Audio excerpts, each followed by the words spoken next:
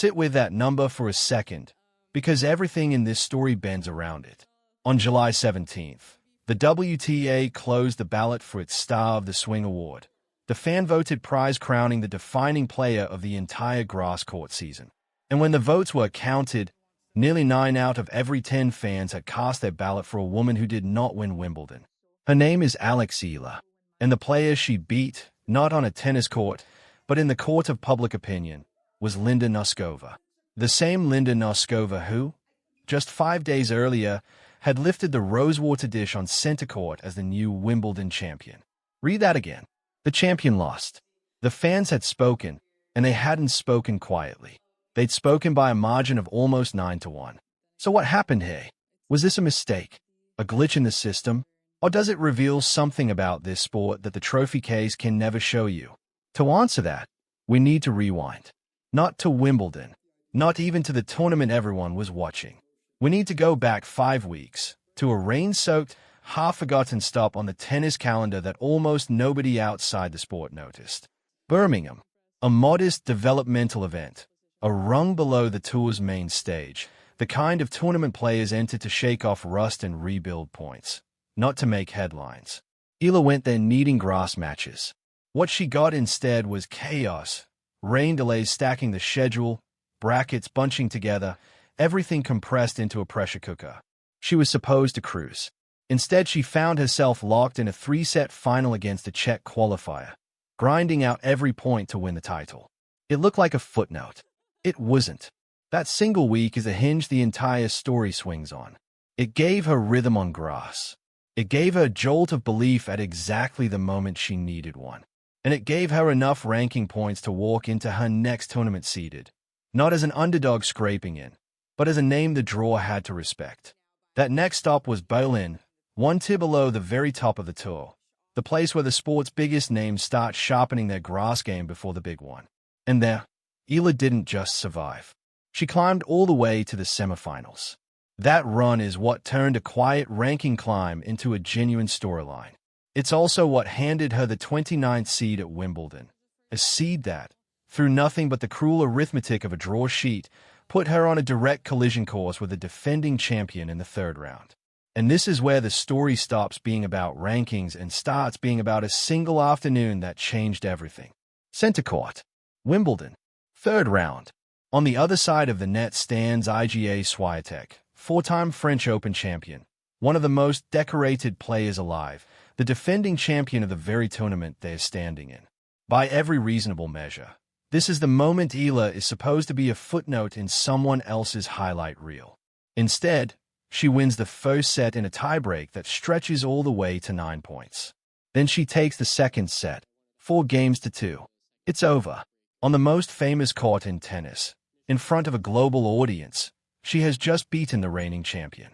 In doing so, she becomes the first player from the Philippines in the Open era to reach the 2nd week of a Grand Slam. That fact alone would be enough for most stories. But the number is almost beside the point. What actually happened on that court was something rawer.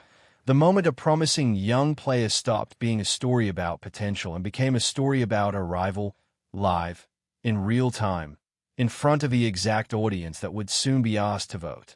Now here's where you'd expect the fairy tale to keep climbing. It doesn't. 4 days later, Eala is back on the grass for the round of 16, and Jasmine Paolini beats her. 4-6, 6-4, 3-6. A 3rd set decision.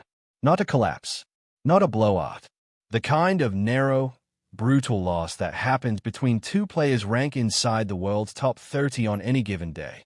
She led. She didn't finish it. And just like that, in the ledger that tennis has trusted for over a century, the one written in trophies, how Wimbledon ends. Round of 16. Out. This is the moment. This is where most stories die.